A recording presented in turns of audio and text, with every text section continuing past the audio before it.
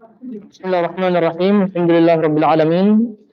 Wassalatu wassalamu ala asyrafil anbiya'i wal mursalin nabiyina Muhammadin wa ala alihi wa sahbihi wa man tabi'ahum bi ihsanin ila yaumiddin. Amma ba'd. Ayyuhal akhwatul akhawat, jemaah semua yang dirahmati Allah Azza wa Jal. Alhamdulillah tentunya masih kita diberikan kesempatan oleh Allah Azza wa Jal, dan tentunya atas taufiknya kita kembali melaksanakan atau melanjutkan kegiatan rutin kita pada hari ini, dan semoga Allah Subhanahu wa taala menjadikan apa yang kita laksanakan dan apa yang kita ikuti pada hari ini menjadi amal soleh yang diterima olehnya Rabbul Alamin.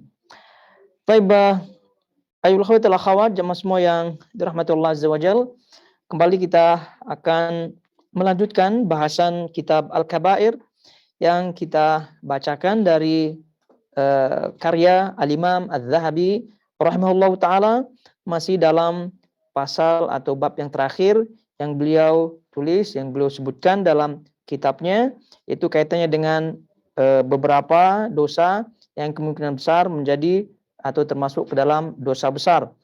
Dan tentunya kita ingatkan kepada diri kita dan juga keluarga kita semua agar jangan sampai terjatuh ke dalam dosa-dosa besar, dan apalagi kita masih menanggung dosa besar dalam keadaan kita dipanggil oleh Allah Subhanahu wa taala. Dan kita berdoa semoga Allah menjauhkan kita, keluarga kita dan juga kaum muslimin sejauh-jauhnya dari perbuatan dosa-dosa besar. Adapun dosa besar itu sendiri, maksudnya ataupun batasan-batasannya sudah kita fahami bersama, yaitu seluruh dosa yang ada ancamannya, baik berupa ancaman neraka, baik berupa ancaman tidak masuk surga, tidak diakui oleh oleh Nabi SAW sebagai umatnya, dengan sering kita dengar bukan termasuk golonganku. Kemudian juga tentunya dosa-dosa yang ada hadnya, hukum hadnya, itu pun bagian daripada dosa-dosa besar. Artinya dosa besar itu tidak bisa dibatasi dengan batasan angka, jumlah-jumlahnya tidak, namun kita ketahui daripada batasan-batasannya yang tadi kita sebutkan. Oleh itu Imam Adz-Dzahabi di sini ada dalam kitab beliau ada menulis sekitar 70 dosa besar yang beliau confirm, 70 ya lebih kurang, kemudian beliau masukkan ke dalamnya beberapa dosa besar yang kemungkinan masuk dalam dosa besar. Jadi intinya batasannya yang tadi kita pahami, apabila ada ancaman-ancamannya terhadap dosa-dosa tersebut, maka itu adalah dosa besar yang wajib kita jauhi. Dan tentunya taubat daripada dosa besar ini lain dengan dosa kecil. Kalau dosa besar itu dituntut bagi orang yang telah melakukannya dan bagi orang yang ingin bertaubat darinya, itu tentunya bertaubat taubatun nasuha, dengan tidak mengulanginya lagi. Artinya tidak cukup dengan hanya istighfar saja, kemudian juga tidak cukup hanya dengan melakukan amalan-amalan saja, tidak. Karena dengan istighfar, kemudian amalan, sebagian amalan-amalan yang menggugurkan dosa, itu masuk ke dalamnya penghapus dosa kecil. Adapun dosa besar itu tentu harus bertaubat, kemudian tidak mengulanginya lagi. Baik, dan tentu keterangan ini tidak memaksudkan meringan-ringankan dosa atau terlebih meringankan dosa kecil, tidak. Karena dosa kecil apabila terus-menerus dilakukan itu pun menjadi dosa besar. Dan ini setelah lalu bahasanya telah pada bab-bab sebelumnya. Tapi sekarang kita melihat, dan bagi yang memiliki bukunya silakan buka poin yang ke-30 dari pasal atau bab yang terakhir di situ, halaman 191 bagi yang memiliki buku terjemahnya. Ini kita baca dari terjemahnya supaya mudah untuk mengikuti bahasannya.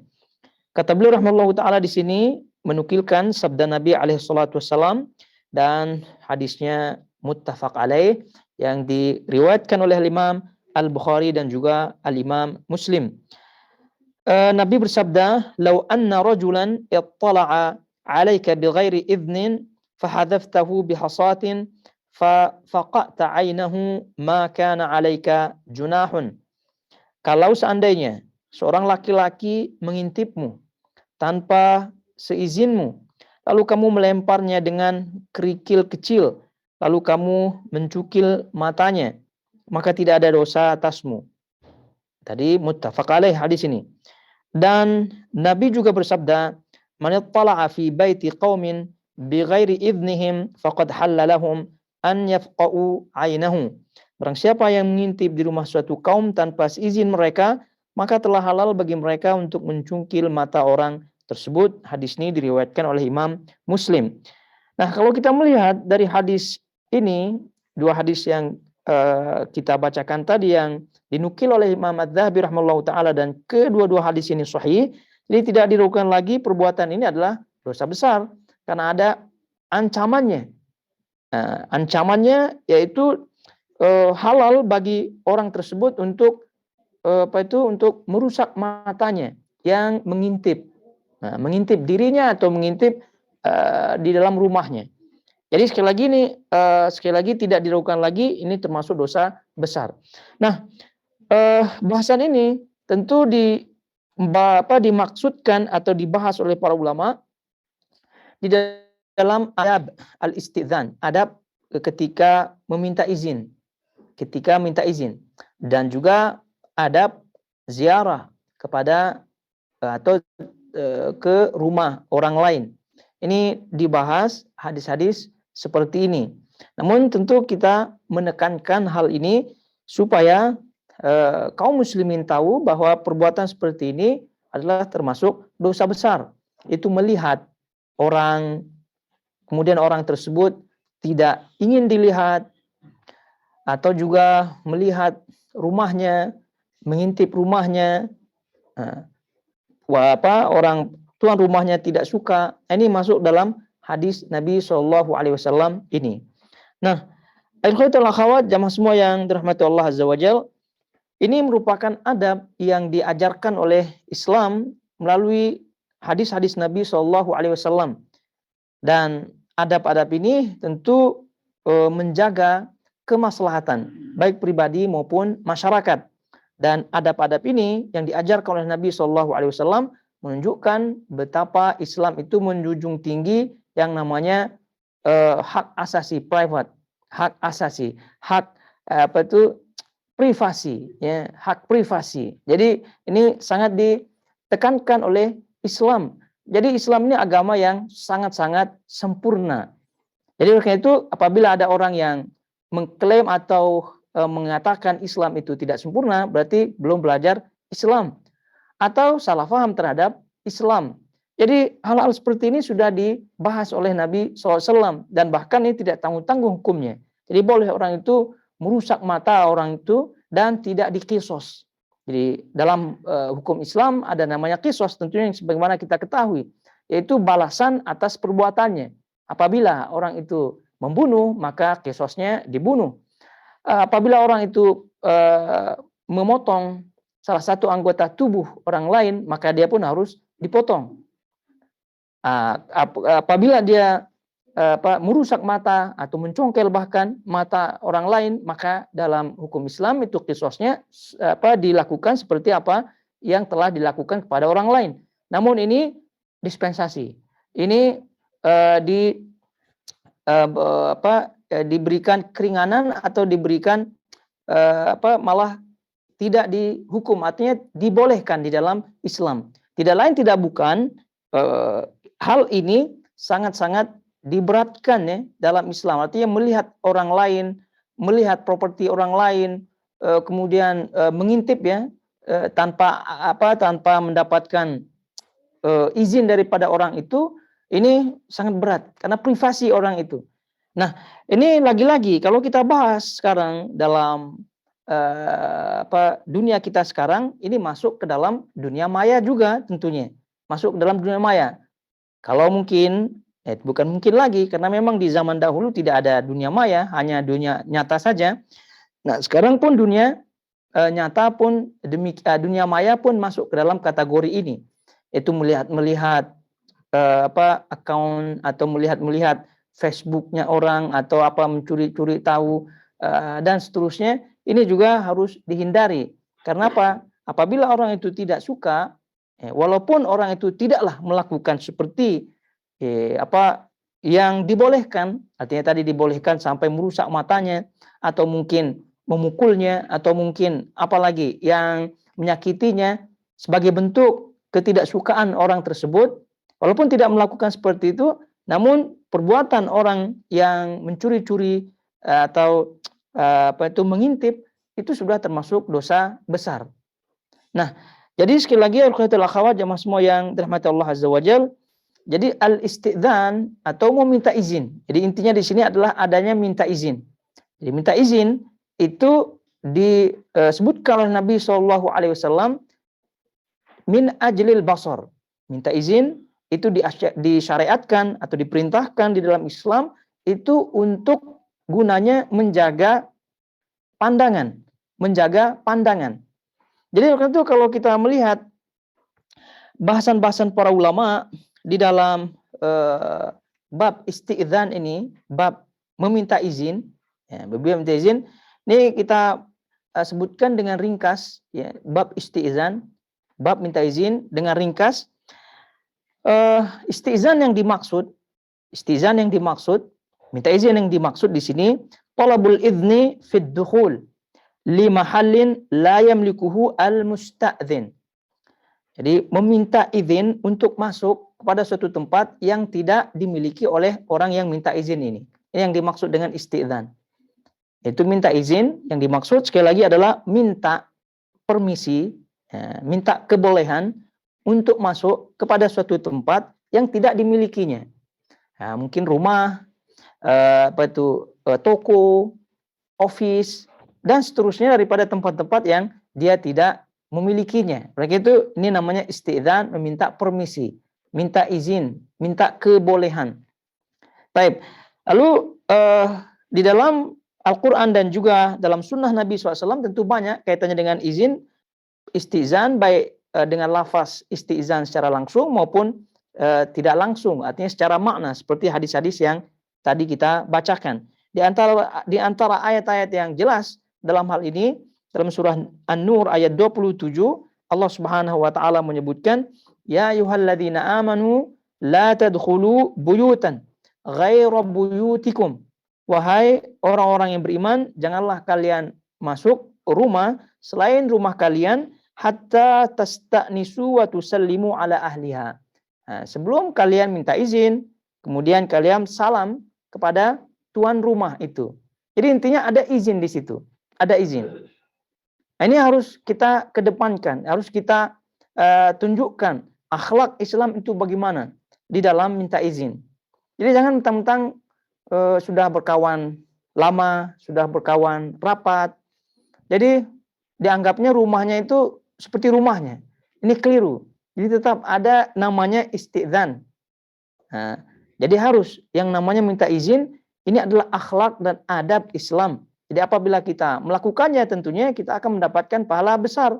Apabila kita tidak melakukannya ya tentu kita dikhawatirkan mendapat dosa. Apalagi sampai-sampai mengintip dan seterusnya. Jadi tidak ada perbedaan antara kawan dekat, rapat, ataupun kawan yang tidak rapat. Dan bahkan dalam hal isti'dzan ini, anak sekalipun harus minta izin masuk kepada atau ke dalam ruang atau ke dalam kamar daripada orang tuanya. Yang tidak ada izinnya, yang tidak berlaku izin-izin ini adalah antara suami dan istri. Itu saja. Adapun yang lain, anak dengan orang tua, kemudian yang selainnya, itu tentu ada izinnya. Sudah diatur semua di dalam Islam. Jadi tadi kita sebutkan bahwa ayat ini menyebutkan jangan kalian masuk rumah, ya, selain rumah kalian tentunya sebelum minta izin. Ya, dengan ucap salam. Nah, kemudian dalam hal ini ketika kita minta izin itu ada dua unsur yang harus dipenuhi. Harus dipenuhi ketika orang itu minta izin. Maka disebut isti'dzan dan boleh masuk ada dua. Yang pertama ini menurut ayat yang tadi ya. Pertama adalah salam, kemudian yang kedua izin.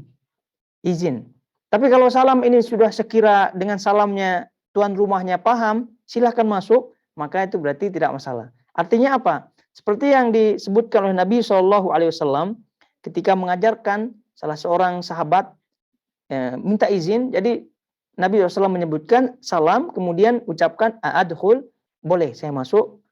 Nah, begitu. Jadi ada ucapan minta izin atau lafaz kalimat minta izin yang semakna dengannya. Jadi assalamualaikum gitu, boleh masuk apa tidak? Bisa masuk. Nah, begitu dia. Jadi ada dua. Jadi ada salam, ada kalimat minta izin. Ini yang sunnahnya.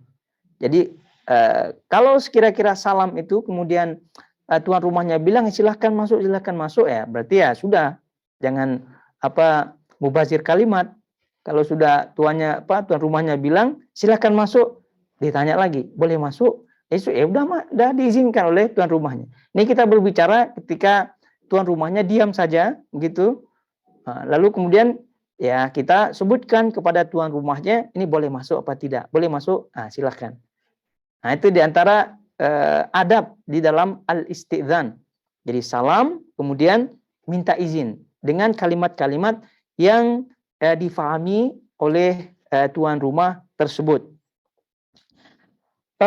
Dan itu yang disebutkan dalam hadis yang muttafaq alaih juga, ketika ada orang yang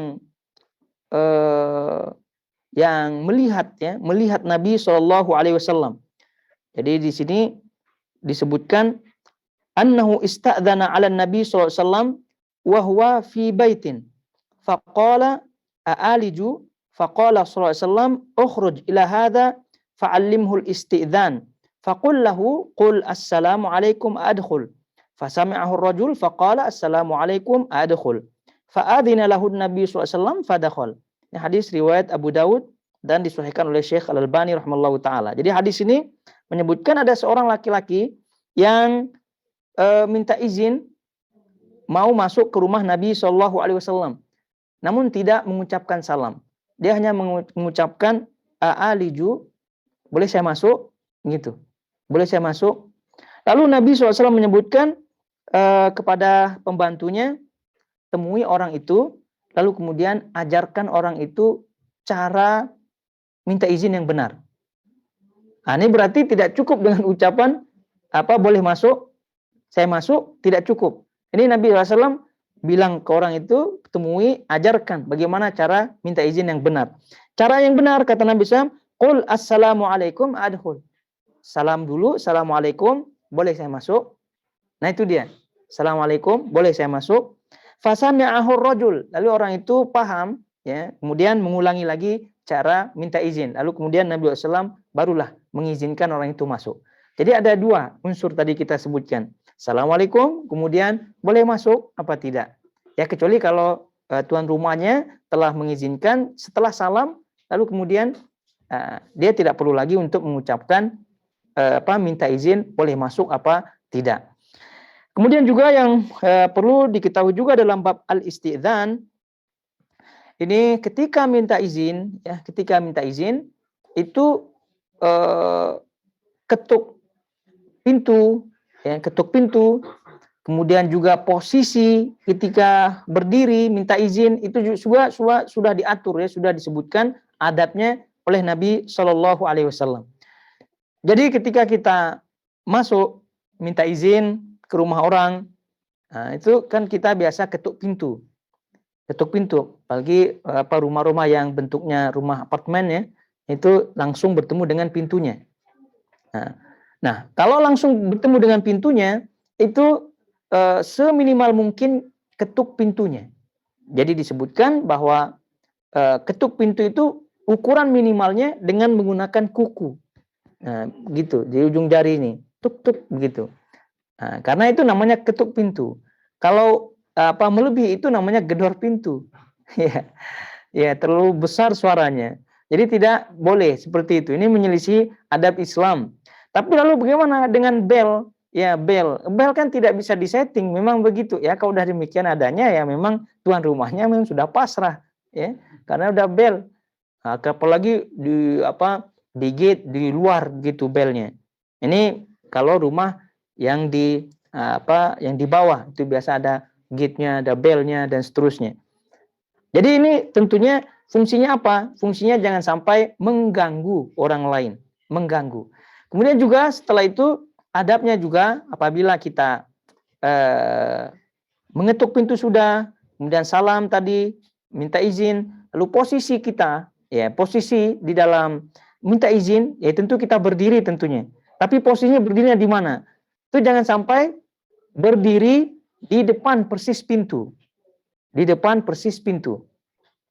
Nah, ya kenapa? Karena dikhawatirkan ketika tuan rumah itu buka pintu, jadi nampak di dalam rumahnya. Dan itu yang kita tidak dibolehkan, melihat tanpa izin.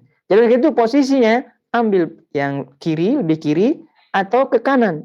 Jadi intinya ketika tuan rumah itu buka pintu, jadi kita pun tidak melihat apa-apa. Jadi sebelum minta izin ya kita tidak lihat gitu. Jadi kita sebut Assalamualaikum, boleh masuk, atau dengan bahasa yang dengan bahasa yang kita pakai sehari-hari pun tak masalah. Intinya kita pengen minta izin dibolehkan masuk.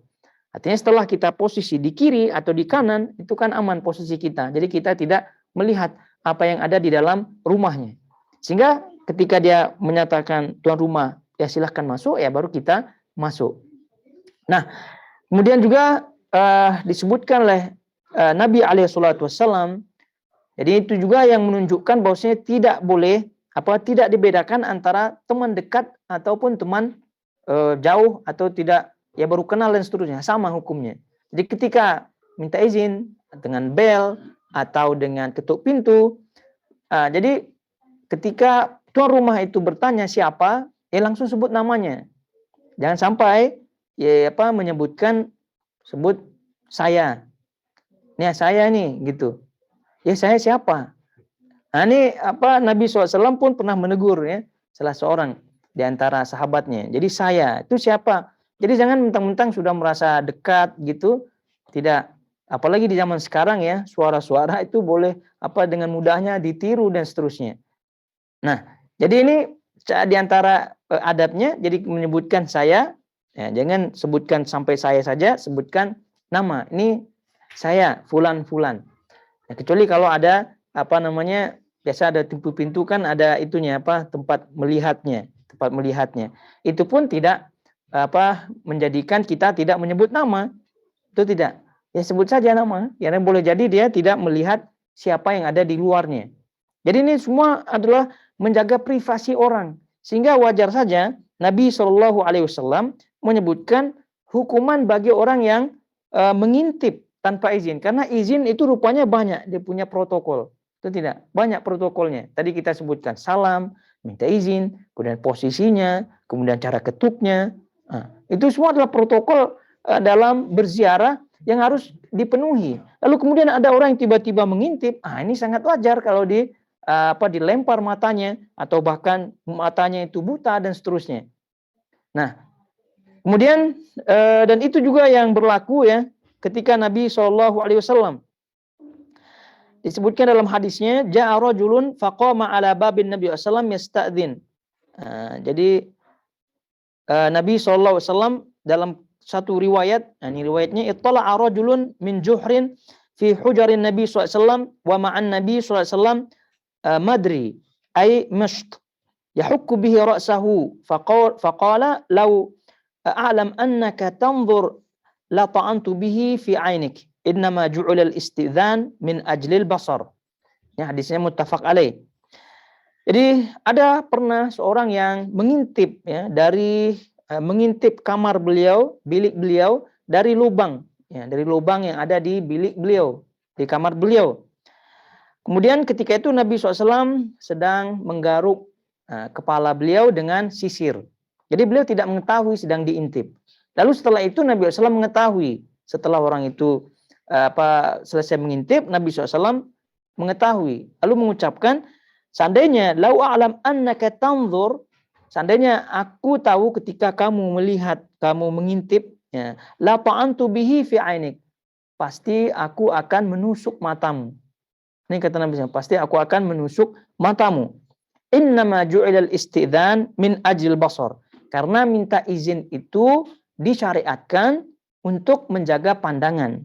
untuk jaga pandangan. Jadi kalau isti'dzan atau minta izin ini tidak disyariatkan, sembarangan saja orang mengintip sana sini, mengintip sana sini. Jadi itu adalah hikmah disyariatkannya isti'dzan. Nah, dari hadis Nabi SAW ini juga boleh orang itu mencelakai, menyakiti orang yang mengintipnya.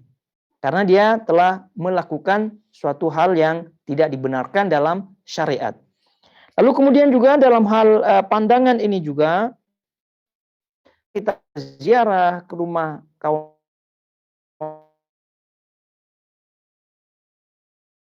kawan-kawan atau orang lain, itu hendaknya pandangan jangan sampai berziarah kepada temannya, walaupun teman itu dekat, walaupun teman itu rapat, jangan sampai kita toleh sana, toleh sini, pandang sana, pandang sini, pandang lampunya, pandang apalagi sofanya, pandang apalagi dah cukup pandang, komen pula. Komen. Ah, ini bagus ya, di mana belinya? Begitu ini mau ziarah atau mau cek barang? Gitu. Ya, jadi sebaiknya bagaimana? Kalau namanya juga kita sifat kepo ya, bagaimana nih? Cara membolehkan? Cara membolehkan izin dulu. Izin dulu. Nah, ini boleh apa tidak nih lihat-lihat? Nah, itu kan. Nah, kalau tuan rumahnya bilang, silahkan, tidak ada masalah. Tapi kalau kadang tuan rumah mana ada privasinya, walaupun namanya juga teman-teman ya tetap aja temannya manusia, itu tidak. Manusia itu ada rasa privasinya lah, pribadinya yang mungkin dia tidak suka untuk dilihat dan seterusnya. Ya, kalau dia bilang silahkan ya maka tidak masalah. Apalagi baru datang kemudian pengen lihat bilik kamarnya. Ini ada banyak di antara kita seperti itu. Jadi kalau mau awal-awal niatnya demikian, kasih tahu tuan rumahnya. Dan ini sekali lagi berlaku kepada semua ya. Semua orang, kecuali tadi kita sebutkan suami istri. Itu saja. Berarti masuk di dalamnya adik, kakak. Masuk di dalamnya orang tua. Jadi jangan mentang-mentang adiknya, ini adiknya gitu kan. Adiknya punya rumah. Dia tidak tahu adiknya ini ada suami juga. Atau bahkan tidak ada suami pun tak masalah. Menjadi masuk ke dalam bab ini. Jadi tidak boleh sembarangan masuk ke rumahnya. Tidak boleh sembarangan masuk ke biliknya itu. Jadi kita harus minta izin terlebih dahulu. Jadi boleh masuk apa tidak. Ya jangan-jangan karena dia ada yang hal-hal yang sifatnya pribadi yang tidak diinginkan orang lain untuk melihatnya. Jadi ini yang harus diajarkan tentunya kepada anak-anak kita supaya minta izin ini sangat-sangat diberatkan dalam Islam. Ya jangan pula ada sebagian orang yang menggunakan hujah seperti ini.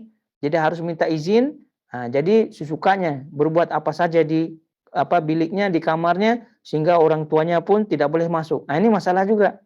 Jadi anak yang sudah pandai sepertinya ya belajar kan harus minta izin katanya. Ya memang, tapi ini selama-lamanya orang tuanya tidak diberikan izin masuk biliknya.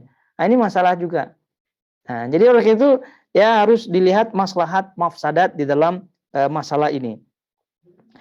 Al-Khaitul Akhawat, jamaah semua yang dirahmati Allah Azza wa Jalla, yang kita ketahui dan juga kita sebutkan dalam bab isti'dzan ini adalah menyebutkan atau mengulangi salam atau minta izinnya sebanyak 3 kali. Dan ini sebagian kita sudah mengetahui, namun sebagian yang lain tidak mengetahui kadang-kadang.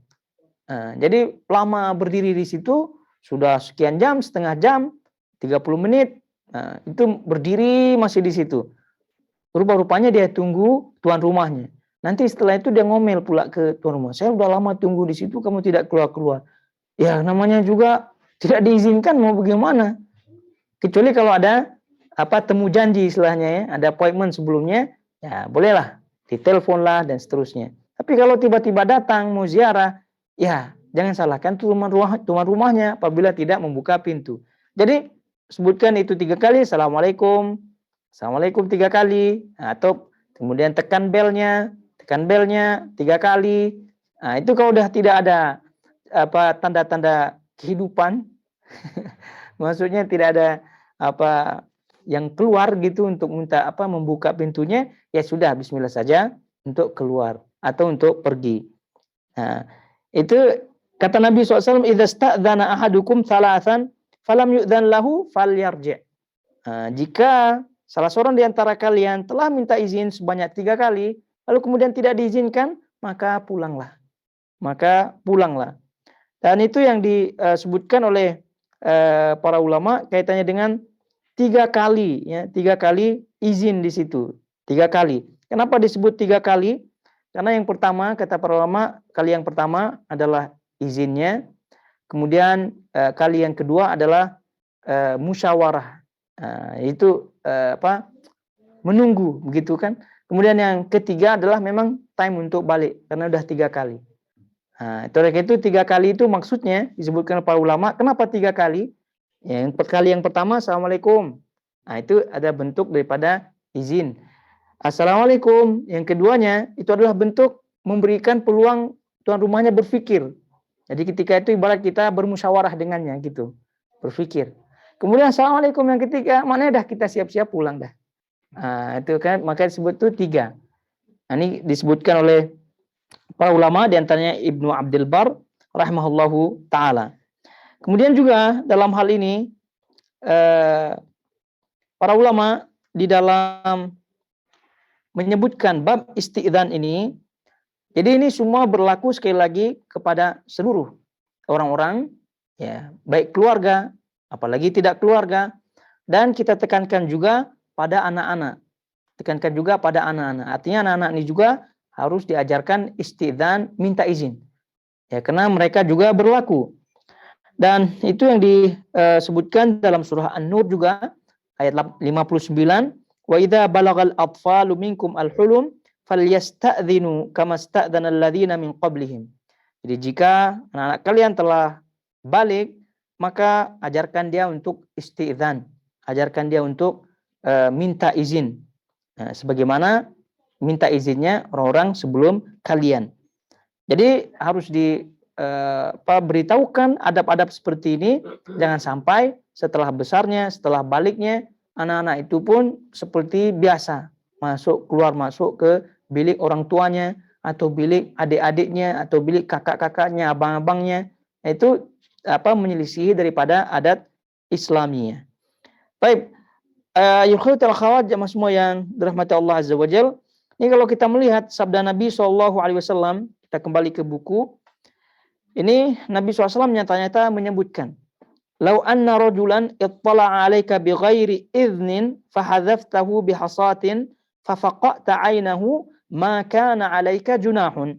Kalau seandainya seorang laki-laki mengintipmu tanpa seizinmu, lalu kamu melemparnya dengan kerikil kecil, lalu dengan sebab itu matanya tercungkil atau rusak, maka tidak ada dosa atasmu. Begitu juga dengan hadis setelahnya. Jadi tadi dah kita sebutkan, ini menunjukkan bagaimana Nabi SAW memberikan hukuman kepada orang-orang yang mengintip. Ya, mengintip, ya kalau namanya mengintip sudah pasti melihat tanpa izin. Mengintip pandangan sudah pasti masuk ke dalam kategori hadis ini karena dia tidak mendapatkan izin. Jadi tadi sudah kita sebutkan para ulama sebagian, dan ini yang jumhur menyebutkan bahwa apabila kita melakukan hal ini, artinya sampai mencederainya, sampai matanya terluka atau bahkan sampai buta karena sebab mereka mengintip, maka ini tadi kita sebutkan tidak ada qisas bagi kita, tidak ada qisas di dalamnya, karena ini sudah diberikan izin oleh Nabi SAW. Berarti ini hal-hal yang dikhususkan daripada kisos-kisos yang ada. Dan tadi kita sebutkan bahwa mengintip tadi menunjukkan perilaku tanpa izin. Dan ini berlaku kepada semuanya. Berlaku kepada semua. Baik di dunia maya maupun di dunia nyata. Nah, di dunia maya, ya bagaimana cara dunia maya ini supaya kita tidak diintip? Ya oleh karena itu kalau ada bentuknya privasi, ya tentu kita tidak buka. Tapi kalau bentuknya tidak privasi, maka bentuknya itu untuk umum. Jadi kalau itu keliru, kalau ada orang, ya, khususnya perempuan, jangan lihat-lihat begitu. Tapi dia yang pasang fotonya di situ, gimana? Jadi siapa yang salah di sini? Dia yang salah, ya. Artinya dua-dualah yang salah. Kalau yang satu menikmati, yang satu memberikan pelayanan dengan ikhlas lagi. Tapi cuma mereka orang-orang seperti itu malah tidak suka gitu kalau dilihat. Terus kenapa memanjangkan fotonya? Nah, itu juga menjadi introspeksi diri orang-orang tersebut. Jadi kalau tidak mau dilihat, ya jangan diupload sana sini fotonya. Nah, jadi itunya menunjukkan upload foto di situ menunjukkan memberikan izin kepada orang-orang itu. Karena ini adalah yang namanya juga media sosial atau sosial media. Itu kan sosial, itu orang banyak di situ. Itulah medianya untuk saling melihat, medianya untuk saling mengenal. Ini kita berbicara izin-izinnya ya. Kalau kita berbicara masalah kemaslahatan, mafsadat dan seterusnya, awal-awal pernah kita sebutkan, lebih baik untuk foto-foto diri dan seterusnya, apalagi istri, nauzubillah. Untuk perempuan itu jangan sampai upload fotonya di situ karena mudaratnya itu banyak. Yang pertama ya ada syariat tidak membolehkan bagi perempuan untuk menampak-nampakkan dirinya walaupun beralasan muka itu hukumnya sunnah untuk ditutup, artinya niqab itu kan sunnah. Jadi muka itu kan boleh dilihatkan. Iya, kalau kita berbicara hukum. Tapi apakah dengan demikian kita membolehkan untuk mengupload foto wajahnya dan seterusnya, senyum-senyumnya di situ dengan komen-komennya? Kan tentu tidak boleh. Tidak, karena itu menimbulkan fitnah. Sekian banyak orang yang melihatnya, tidak mungkin hatinya seperti hati sahabat yang melihatnya. Itu banyak orang-orang yang melihatnya, itu pasti di antara orang, dan mungkin kebanyakan orang-orang itu ada hati yang macam-macam, hati-hati yang kotor, sehingga berpikiran macam-macam. Intinya itu mafsadatnya lebih besar, sehingga selalu kita ingatkan untuk tidak mengupload fotonya, apalagi perempuan. Nah, jadi kalau sudah masuk kepada sosial media atau media sosial, ya maka ini tidak masuk ke dalam hadis ini dan sudah mendapatkan izin tentunya daripada tuannya. Kecuali kalau tuannya sudah hapus, lalu kemudian dicari-cari, nah itu masuk juga ke dalam hadis ini. Itu banyak juga. Jadi karena keponya, padahal yang punya akun itu tidak pengen lagi untuk dimunculkan lagi masalahnya. Dan itu dalamnya semua peristiwa lah gitu. Dihapuslah dia di Facebooknya, dihapuslah dia di YouTube-nya. Namun karena si orang ini kepo, ya pengen tahu dicari-carinya, atau karena juga dia pandai IT, dicari-cari caranya, atau ditanya teman-temannya. Itu juga bagian daripada ini. Jadi mengintip tanpa seizin. Ini juga hati-hati. Jadi kalau orang itu sudah menghapusnya, kemudian orang itu telah menyatakan rujuk, maka ini sudah tidak boleh lagi untuk kita lihat karena sudah tidak termasuk izin di situ. Jadi dalam hal ini kita baca apa yang disebutkan oleh Al-Hafidh Ibnu Hajar rahimahullahu taala dalam Fathul Bari kaitannya dengan hadis dalam bab kita ini. Kata beliau rahimahullahu taala, wa fihi, dan di dalam hadis ini, kata beliau, dalam hadis ini masyru'iyatul isti'dzan. Di dalam hadis ini ada syariat untuk isti'dzan, minta izin. Ala man yakunu fi baitin mughlaqil bab, fi baitin mughlaqil bab. Kepada orang-orang yang atau kepada rumah-rumah yang tertutup atau tempat-tempat yang tertutup. Di dalam hadis ini disyariatkan minta izin kepada tempat-tempat yang tertutup, tempat-tempat yang tertutup. Wa man'ut tatallu alaihi min khilali albab, dan dilarangnya mengintip, melihat ya, melalui celah-celah pintu, Nah, ini kata Ibnu Hajar rahimahullahu taala. Kemudian beliau melanjutkan, qala wastadalla bihi ala jawaz ramyi man yatajassas. Dan hadis ini juga sebagai dalil boleh melempar ya, orang yang mengintip. Walau lam yandafi' bisyai'il khafif jaza bitsaqil wa in usibat nafsuhu aw ba'duhu fahuwa hadarun. Kalau orang itu tidak pergi dengan lemparan yang ringan, maka boleh dengan lemparan berat. Wa annahu, apabila dengan lemparan tersebut orang itu mati atau kena sebagiannya seperti matanya, maka fahuwa hadar, maka nyawanya sia-sia, maka tidak ada qisasnya. Ini kata Imam Ibnu Hajar rahimahullahu taala. Wa dhahaba al-Malikiyah ila al-qisas wa annahu la yajuzu qasdul ain wala ghairiha. Tapi dalam mazhab Maliki disebutkan ada qisasnya.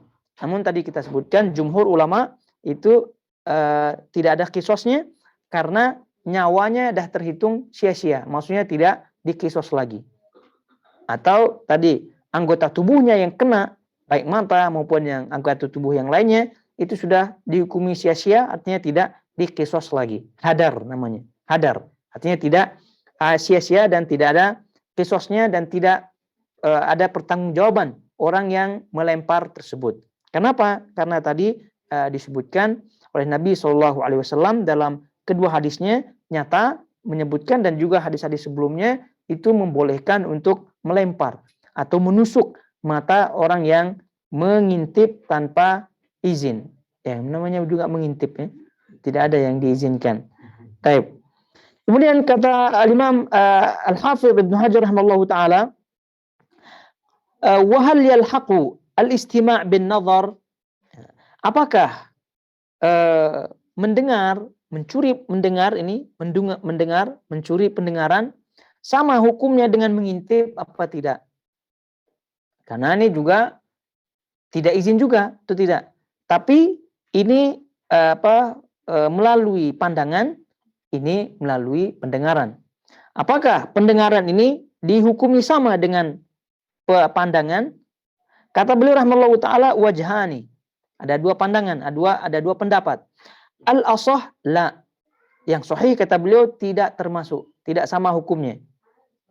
Li'anna an-nazar ila al-aurati ashad min istima'i dzikriha. Karena melihat aurat itu lebih dahsyat daripada hanya mendengar tentang aurat itu.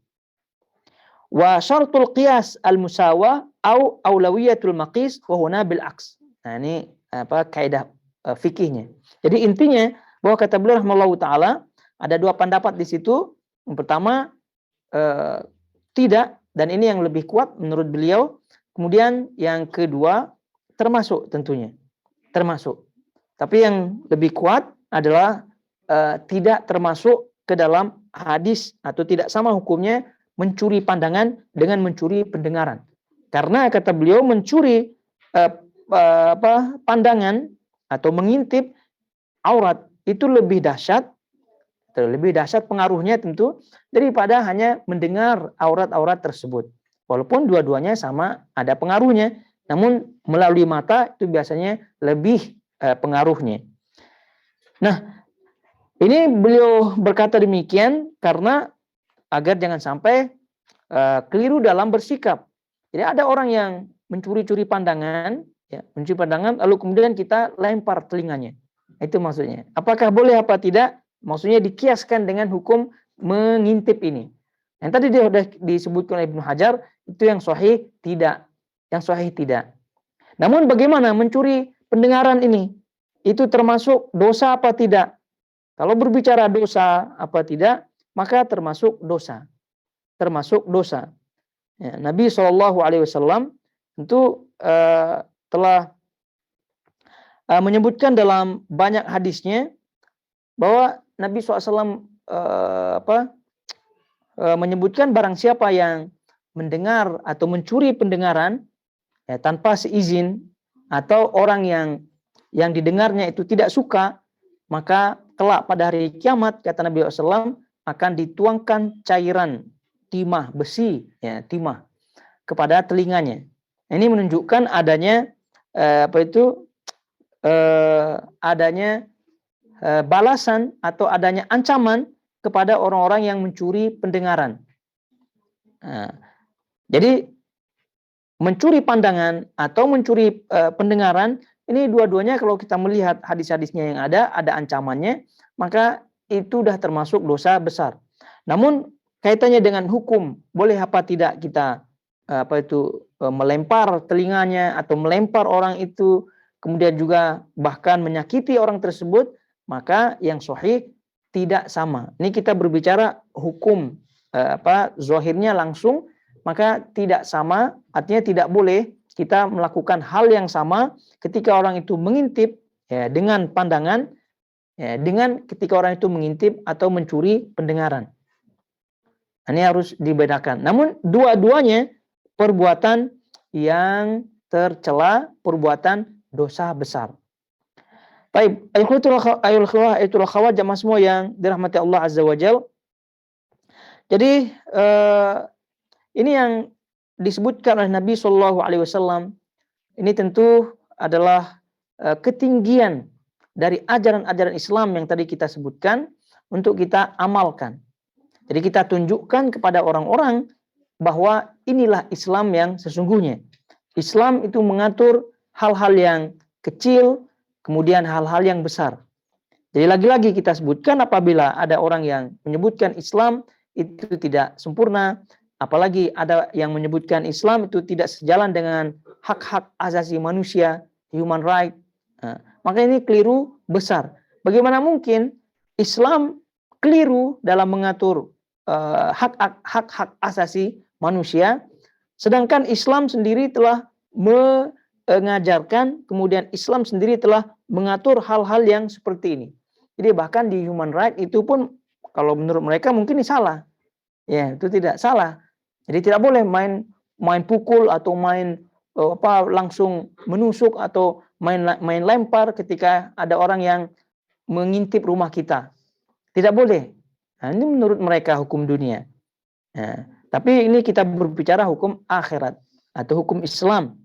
Nah, kemudian bagaimana kalau orang itu ditangkap? Sudah kita sebutkan. Ini kita berbicara hukum Islam. Jadi kalau ada orang itu ditangkap, ya masuk atau diproses secara hukum pengadilan ya, di suatu negeri, ya mereka tunduk. Ya, kita harus tunduk. Tapi yakinlah bahwa perbuatan tersebut tidak dosa.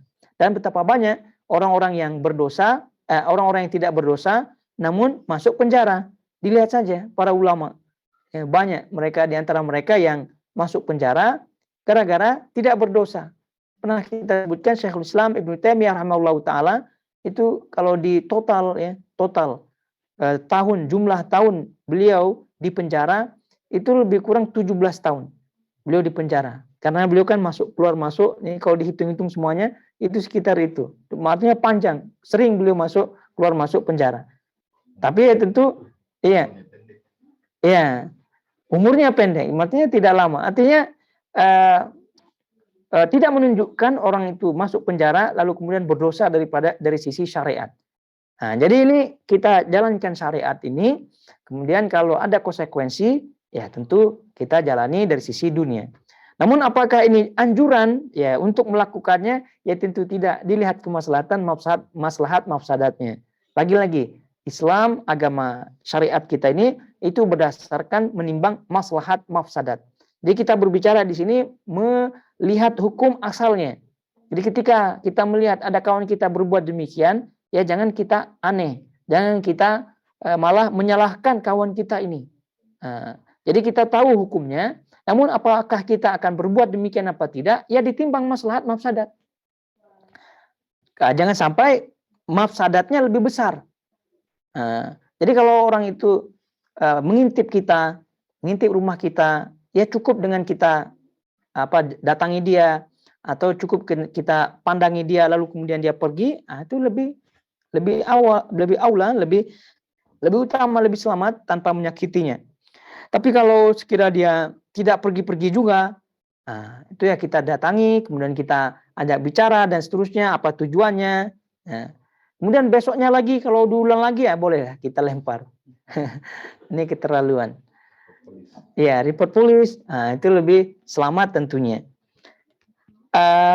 Tadi sudah kita sebutkan bahwa mencuri pendengaran juga sama hukumnya dosa besar.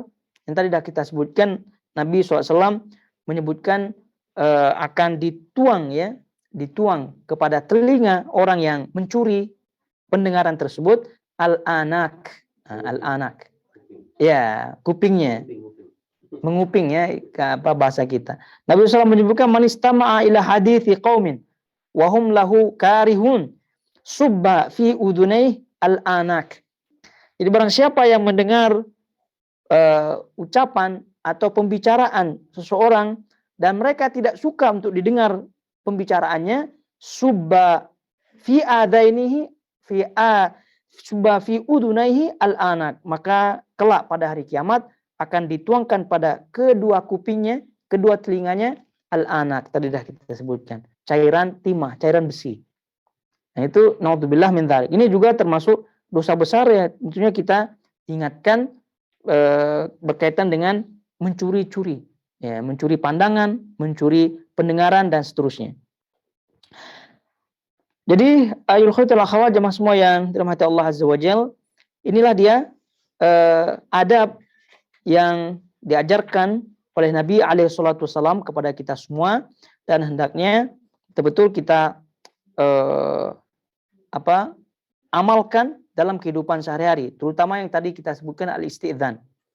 Bagaimana kita minta izin, assalamualaikum, minta izin, lalu kemudian masuk di tempat orang, duduk di tempat orang, itu harus menjaga adab-adabnya di situ.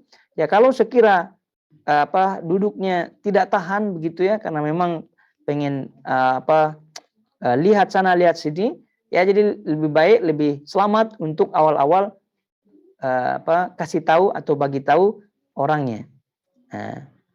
Dan kalaupun kita mengetahui kawan kita karena memang sudah sebelumnya pun sudah kita datang kepadanya, ya kita tidaklah juga perlu, maksudnya tidaklah harus untuk minta izin melihat hal-hal yang memang berada di dekat-dekat kita yang memang sudah menjadi kebiasaan. Artinya ada izin yang memang izin itu sudah lumrah bahasanya. Ini terjadi pada teman-teman dekat tentunya. Nah, tapi kalau yang sekali-kali kita datang situ, sebelumnya tidak pernah datang atau lama tidak datang dan seterusnya, nah itu ya harus minta izin.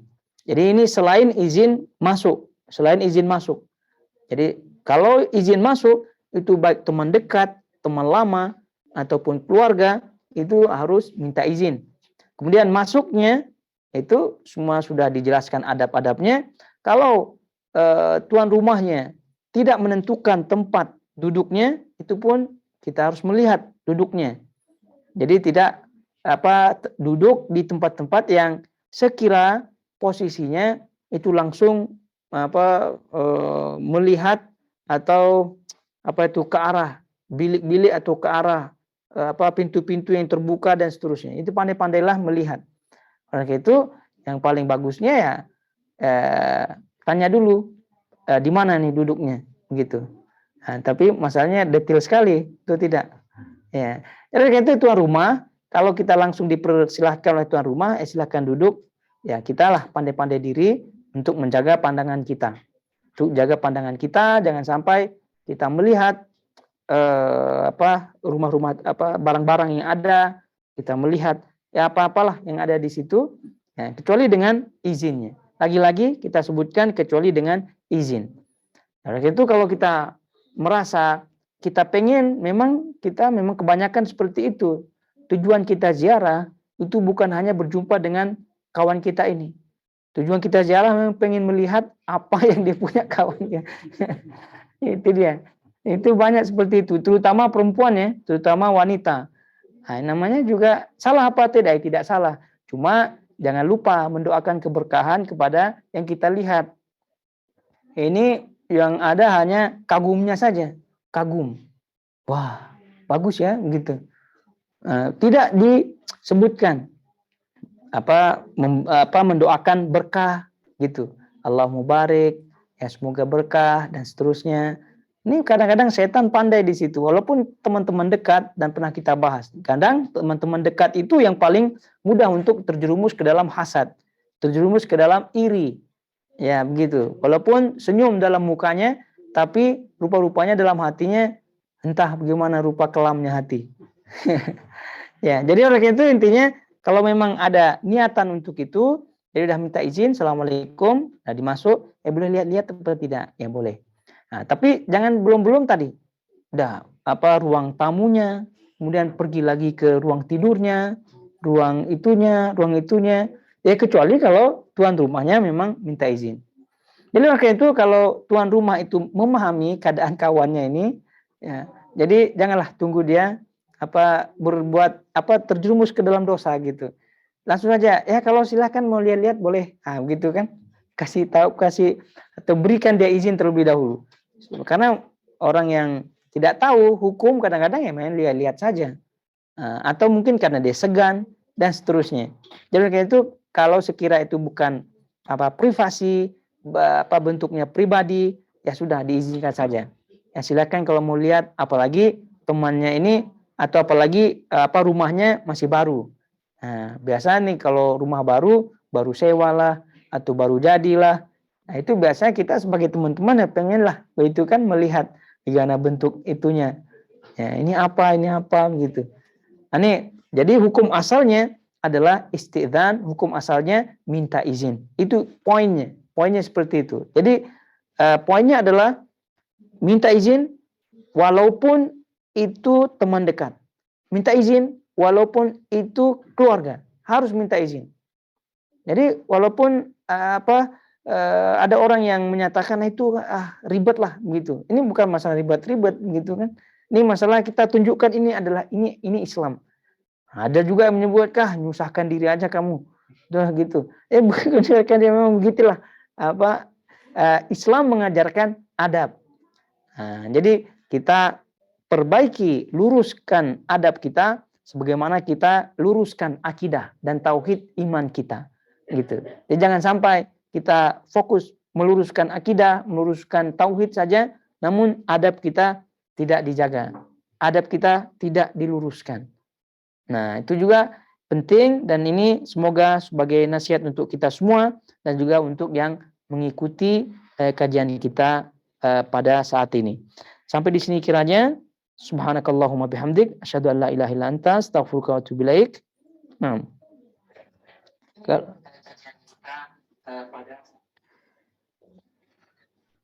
Kalau ambil tentu gua di luar rumah perlu izin. Betul. Ambil sesuatu dari rumah seseorang. Kalau kita ambil itu perlu izin kan? Kalau barang itu di dalam rumahnya perlulah. Keluar gitu. Ya. Untuk keluar gitu rumahnya. Dari rumahnya itu kita ambil perlu izin semuanya kan perlu. Kalau dia yang inti jadi batasannya, kalau masuk barang itu ke kawasan dia harus minta izin. Walaupun misal bola kita masuk ke halaman dia, harus minta izin. Kalau buah-buahan gimana? Hukumnya juga harus minta izin. Buah-buahan keluar jalan gitu. Ya, hukumnya minta izin, harus minta izin. Hukum asalnya. Kecuali kalau buah-buahan memang setiap tahunnya memang itu sudah di situ. Jadi dia sudah secara adat atau secara kebiasaan memang itu dia pun tidak memerlukan juga. Tapi kalau ada buah-buah tertentu, ya misal di negeri kita ya. Kalau negeri kita ya harus diizin lah, misal ada mangga, ada rambutan, ada pisang. Ya tidak seperti di sini yang sider gitu kan. Kalau itu ya kita paham lah itu yang punya itu memang dia pun tidak perlukan gitu. Tapi kalau misal pisang, rambutan, mangga, apalagi kelapa, ini harus walaupun walaupun orang itu buahnya di luar, tapi dia masih ada hak untuk minta izin. Jadi harus minta izin juga bab-bab seperti itu. Kalau privasi ini untuk aparat bagaimana, Pak? Oh ya, kalau udah itu disetujui oleh undang-undang negara setempat, maka ini udah berarti itu untuk kemaslahatan. Ya, boleh, dan itu orang-orang terbatas tentunya.